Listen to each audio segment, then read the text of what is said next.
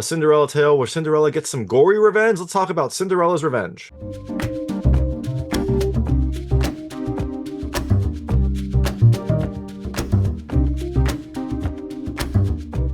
Hey everyone, this is David Stark from Watch Our Past, and I'm here to talk to you about Cinderella's Revenge, which is coming to theaters on April 26, 2024.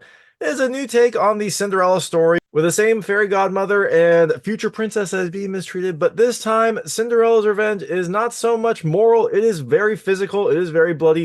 It is definitely a horror take on the Cinderella story, and my hot take is, look, I think you should pass on it. I like the concept. I thought it was a really fun concept and a really nice idea, but I don't think this film kind of came together the way that it should. It has some nice ideas and a fun cast, but overall, I didn't enjoy this as much as I thought I would, especially given it's a classic story and a horror take on it. I would probably normally love that, but this one just didn't really do it for me. So overall, I think you should pass on it. But that being said, I'm going to tell you a little about the film, a few things I like, a few things I didn't like, and then really quickly go into the ending. It's a Cinderella story, so the ending, you kind of know a lot of it, but this film does kind of twist that story around. So if you don't want to know what happens in this movie, and you might not, you might want to have some surprises, I would turn it off when I get to the ending. Before that, though, I'll keep it vague, I'll keep it spoiler free. I'll let you know when I get to those spoilers. So in Cinderella's Revenge, you have a little bit of a different take on the story. You still have Cinderella, she is still kind of a, unwitting servant to her stepmother and kind of a punching bag to the stepsisters. But in this film, the stepmother frames her father as a thief, gets him in trouble with the king, and so he gets killed because of this. And that is how Cinderella ends up in this family. So she is treated horribly, she is treated terribly, and then when a ball happens, her stepsisters and stepmother don't want her to, so she gets to this ball through a little bit of magic. And then what happens after that ball is really where this film kind of diverges from the traditional story. So all that being said, things I liked about this movie. The first, I liked the high energy opening. It has this like really fun, like punk rock fueled opening song that is just wonderful. It is a high energy, like I don't need no Prince kind of song that really does set the tone very well. It kind of sets the theme of this movie up very well. The second thing I liked, it's a fun cast. Look, Lauren Stark does a great job as Cinderella. I really love Natasha Henstridge as the fairy godmother. So those are the two kind of like standouts. The rest of the cast is all fun. They're good. They take extreme versions of a lot of the Cinderella characters, and you can tell that they were all having a lot of fun. You can tell that they were all enjoying it. The third thing I love the concept. Look, it's a Cinderella story that is horror themed. I love that idea. It's a fun idea. It's definitely something that I would like to see more of. I'd like to see more kind of like horror takes on classic fairy tales. I think they probably already exist, but maybe I just haven't seen them. So, hey, more horror twists on classic stories. Why not? And the last thing I loved, it had some okay practical effects. They weren't great, but the film did try to go practical for a lot of the gore, and I appreciate that. I appreciate when a movie stayed on the practical side. Now you'll see in the things I didn't love, there were some bad CG, but for the most part, the film tried to stay on the practical side for the kind of like gore and blood. So all that being said, things I didn't love as much. The first, there's a little bit of kind of bad CG. It's not a lot. Some scenes of the magic clearly have some CG in them, and also there is a explosion scene later on that looks pretty bad. So I wish it would have kind of stayed on the practical side all throughout, but thankfully there's not a ton of CG, so the bad CG is very limited. The second thing I didn't love as much, I don't know, it didn't really hold my interest as much as I kind of expected it to. Maybe that's because the film is kind of your traditional Cinderella story for the first part, and then it goes into like the revenge side of things. I kind of wish maybe the revenge would have happened earlier or maybe been a little bit more subtle. I'm not sure. But for the most part, I was expecting to really enjoy this film. And it's not a very long film. It's an hour 25, so it's a good amount of time. It's a good kind of length for this film, but it didn't really keep my interest at the start. And when I went into like the second part, it was a little bit too ridiculous and a little bit too quick for my likings. The third thing I didn't love as much, I didn't really love the writing. It didn't feel like there was much nuance in this story. It was fine, it was serviceable, it got you from point A to point B, but it didn't really grab me as much as I was expected to. That might also just be because I wasn't very interested in the overall story. And the fourth thing I didn't love as much, it kind of has like a strange, I don't know, feel to it. I call it like the modern medieval kind of blend. It doesn't really feel consistent. The story feels like an older 1400s, 1500s type of story with, swords and horses and, like traditional kind of like medieval English things. But there's also a lot of like modern aspects to it. Some of that is the fairy godmother. The fairy godmother introduces a few modern things. which was a weird blend. I didn't love that, but I got what they were going with. But then also like some of the main characters are wearing like suits, like I don't know, not older style suits, like more modern looking suits. I don't know if that was just a wardrobe thing, if that was just them trying to blend these styles. It just looked inconsistent. It looked off. I didn't. It kind of like paused me to come out of the film when I saw them. I was like, that looks like more modern clothing in this like clearly older style medieval type of film. So. Oh, maybe that is what they actually looked like back in the days. Maybe I don't know my history, but it looked off to me.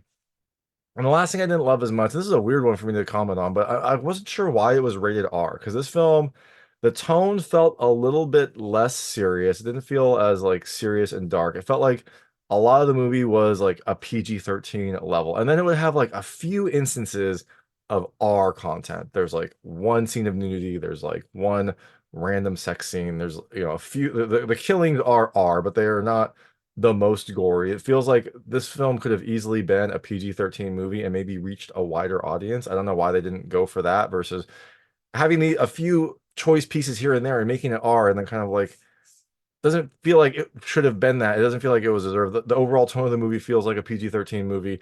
The overall kind of like interactions feel PG-13. So I just didn't know why they made it an R-rated movie. Look, it's a weird thing for me to comment on because I usually like gore. I don't think the gore was as well done, and I feel like you could have toned a few of these elements down and made it into a kind of like more reachable movie. So, all that being said, Cinderella's Revenge is coming to theaters on April 26, 2024. Like I said, I think you should probably pass on it, but you know what? If you do check it out, let me know what you think. Let me know what you liked and didn't like, and let me know what I got right and wrong. I'd love to hear it. And I'm going to very quickly go into the ending right now. So if you don't want to know what happens in this movie, I would turn it off now because there will be spoilers. So, like I said, in Cinderella's Revenge, Cinderella's stepmother betrayed her father, framed him for stealing the king's jewels, and then had him murdered by some thugs. She kept the jewels, but the thugs, got the reward for it. So that was how they kind of like paid it off. And when the thugs did kill him, they wore these like skull masks that look almost like out of the Black Phone or the Purge. It was weird. I mean, it was fine. It just didn't feel, I don't know, medieval enough. I thought maybe like a, plague mask or something else. They wore these masks. They killed the father. Cinderella became the essentially servant of her stepmother and her stepsisters, and they treated her horribly. They treated her horribly throughout. They beat her. They made her do a lot of work. They never acknowledged her. Her stepsisters would like break stuff and like blame it on her. It was a pretty terrible, terrible existence. All this comes to a head when there is a ball announced, and the prince is throwing this ball, and the rumor is he's looking for a wife.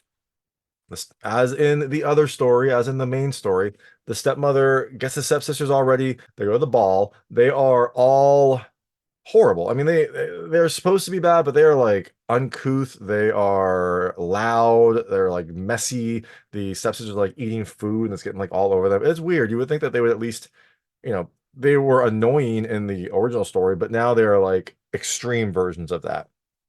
Now, Cinderella really wants to go to the ball. She doesn't do what she does in the other stories where she like makes a dress in secret, all that kind of stuff. She just laments about it. And eventually her fairy godmother pops into the story. And her fairy godmother is played by Natasha Henstridge. She was a lot of fun. She was a little bit more like, I don't know, modern, sassy kind of fairy godmother. And so when Cinderella asks for this, her fairy godmother shows up and she's like, all right, let's get you all ready for the ball. And so she can apparently bend time and space. So she calls in these like prominent designers who are all from like our time. I think, I don't know, if you had like a broader picture, maybe like Bill and Ted, like bring in like a designer from like, I don't know, Renaissance Italy and then bring in like a current designer. That would have been interesting. But she brings in like Vidal Sassoon to do her hair, Christian Louboutin to like make some custom shoes, the glass slippers. I don't think they had red on the bottom. They should have had red, but the glass slippers, and then Tom Ford to like make her dress. And so they do all this. They get her all ready for the ball. She's ready to go, and then she needs a way to get there. And wouldn't you know it, an orange Tesla driven by Elon Musk comes and takes her in. And that it was an interesting take, but I don't know. It didn't really. It felt random. It felt very odd. It felt like there was some modern stuff, but this is the only kind of like modern aspects other than the costume stuff that I didn't really like about it. So this was like their modern take. She goes to the ball in this car. Everyone is kind of surprised, but no one like is super surprised. They're like, where are the horses? And it's like, I don't know. It's a electric car in like medieval times. Do you think people would like think she is a cursed witch and like burn her at the stake? They don't.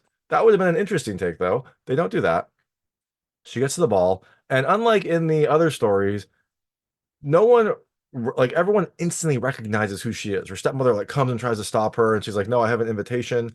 She gets into the ball. She meets the prince. They hit it off. It's a lovely time, and eventually she has to run. She has to leave, and the prince follows her to try to like get one last kiss, get see her again. She eventually gives him a kiss and then leaves. She drops her slipper as you would expect and tries to make it home. Now, because everyone knew that it was a Cinderella, like they were very clear this is Cinderella. Her stepsisters get home early, lock her out, and then like beat her mercilessly. And so this is where her new punishment starts. Before she was treated poorly, now she is like mercilessly treated. They like lash her, they like lock her in the basement. And eventually, when the prince is trying to find who this person that he met was, and they take the glass slipper around, the stepsisters try to put it on. But one of the stepsisters, Josephine, goes a little bit more extreme, and she's trying to get the slipper on, and the king's like, I don't know, henchman, friend, whatever, whoever's like trying to get the slippers on, goes to like get some tea in the kitchen. And while he's gone, the stepmother's like, cut off your toes. And Josephine's like, what? And she's like, cut off your toes. If you become the queen, you won't need toes. You won't need to even walk. So just do this. So she's trying to get her shoe to fit, herself to fit in this slipper. She's gonna cut off her toes. Like, that is a terrible idea. Like, A, the prince is gonna know that you're not Cinderella. Like, it's fairly clear. He met you before. That's not a good sign.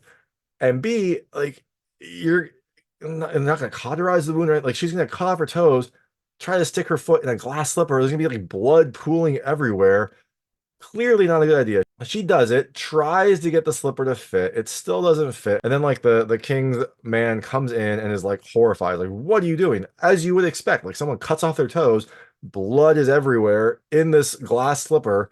He like takes the slipper, wipes it off, leaves, and now Josephine has fewer toes. Okay. Now, Cinderella, when she is, hearing this, is trying to get the attention. She's trying to say, like, it's me, it's me. She can't because she has like her mouth gagged and all of that. So the sisters, I think, come down and beat her again, I think. So Cinderella then calls for her fairy godmother to help, and in pops the fairy godmother. And her fairy godmother convinces Cinderella to make them suffer. And to do that, she gives Cinderella a mask, the same kind of mask that the people who killed her father wore. Now, she doesn't know this, but it's the same mask. And when she puts this mask on, she becomes like super powerful. It like has magic powers, so she can, hit harder, she can be stronger and whatnot. And she first uses the mask on Bennett, which is this like person in the household who was the one that whipped her. Bennett and one of the stepsisters, Rachel, are having like a secret rendezvous and things like that. So Cinderella first uses the mask on Bennett. She stabs him and whatnot, and then she uses it on her stepsister Rachel. She like fights her. Rachel instantly knows who this is because Cinderella doesn't like hide her voice, doesn't like change her other than she has a mask on. So they fight, and Cinderella eventually gouges out Rachel's eyes and like slits her throat. So two people down, two to go. Next morning, Cinderella like wakes up in her bed with like blood all over her hands, and you're like, oh my gosh, like they're gonna clearly know it's you. Like there's gonna be blood all over. She washes it off. She kind of like smiles, but then I think she also gets a little bit disgusted by it. She wanted her revenge, but I don't think she wanted her revenge this way by like brutally murdering her stepsisters. But things progress. The next morning, the stepmother and other stepsister, Josephine, find Rachel's eyes on Rachel's bed's pillow, and they are horrified by this. They go out to look. The stepmother enlists Hogan, who was one of the assassins who killed Cinderella's father. She enlists him to help track down where Rachel is and where Bennett is to try to figure out what happened. Now, benefits to the mask here. Hogan does eventually find Bennett, and when he comes back to report, he like wants the stepmother to come see it, and he tells her like these gouges are too deep, they're too strong. There's no way, it must have been a man. So Cinderella's secret is safe for a little bit. Now, while Bennett and the stepmother are away at night, Cinderella goes to the next sister. Now, she didn't really want to, but I think she eventually had to. She had this opportunity, and she knows that they're going to eventually figure out that she is the one killing, and they are going to get their revenge. So she puts the mask on, fights Josephine. Josephine's a little bit more prepared. For some reason, she has a corkscrew, like, in her garter. So when they're fighting, Josephine like stabs her with a corkscrew and then like beats her senseless, like a lot of hits. Thankfully, the mask apparently is giving her extra power, so Cinderella is eventually able to overcome Josephine and stabs her in the face with the like glass slipper that Cinderella still had. It doesn't shatter, but she uses the heel to like stab Josephine in the ear, causing her to die. Now the stepmother and Hogan are uh, investigating Bennett's death, and she finds a lock of blonde hair in Bennett's hand. Bennett had like pulled out some of Cinderella's hair when they were struggling, and so now the stepmother knows it is Cinderella. She gets back to the house and she finds Josephine on the kitchen table, like tied up like a pig with like an apple in her mouth. And now the fight is on to kind of find Cinderella. Hogan and the stepmother each try to find her. They split up. Never do that in a horror movie, but they do. And Hogan is the first to see her. He shoots her with a gun. So now Cinderella has been like stabbed, beaten, shot, and she's still here. It must be the mask. Cinderella is down and Hogan gets on top of her and says like, where did you get that mask? And he says, it's the same one I wore when I killed your father. He then like tries to undress Cinderella, and wouldn't you know it, under Cinderella's dress is a flak jacket.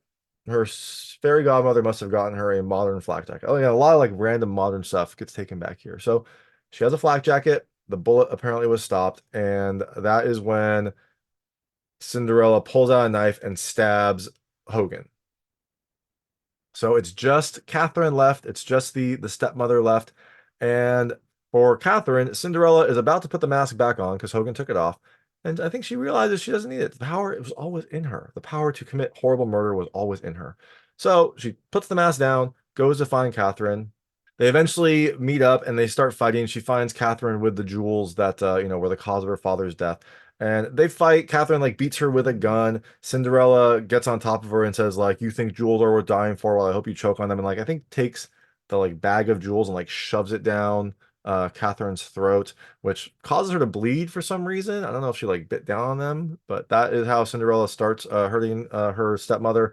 Katherine then gets a knife and like throws it at Cinderella. She's walking away and it stabs her in the back. So Cinderella has been like stabbed multiple times, shot, beaten. She's still kicking, it seems like. And then she gets like hit in the face with a frying pan, and this is not like a fancy new frying pan. This is like an old cast iron frying pan that's going to cause some damage. And while she's down there, while she's down from that hit, she gets a croquet mallet and breaks her stepmother's legs and then beats her senseless. So after all that punishment, Cinderella beats her stepmother to death. Very, very bloody, very, very kind of impressive way to kill them all. And then that's the night. She wakes up the next day in her room when someone is trying to get in. She's like worried that something's going to happen, but I think it was another king's person came in and was like, "Oh, you were locked in this room and your entire family was murdered horribly." And she's like, "Oh gosh, that's terrible." Okay. She goes down to witness the carnage, and the person says like, "Oh, the inspector is here."